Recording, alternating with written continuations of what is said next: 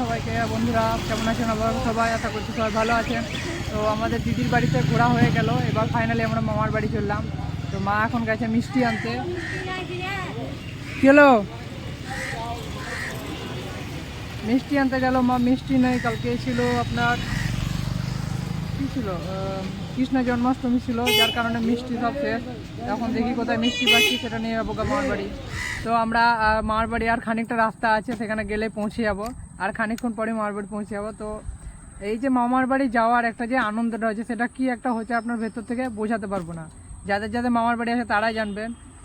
মামার বাড়িতে যে একটা আবদার আছে, আনন্দ আছে, সেই আনন্দটা কোথাও নেই বন্ধুরা।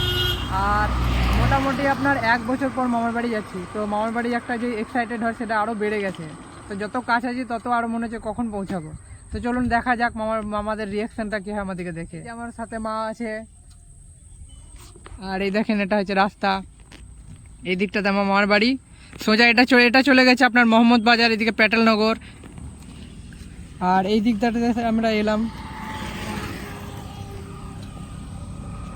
পাড়া গ্রামের রাস্তা, তার জন্য আপনার চারিদিকে গাছপালা দেখতে পাচ্ছেন, সেটাও পাড়াটা খুব। তো ফাইনালি আমার মামার বাড়ি পৌঁছে গেছি। দেখেন এটা মামার বাড়ি আমার। এটা হচ্ছে পেট মুঠা হাতনু। শান্তনু কই?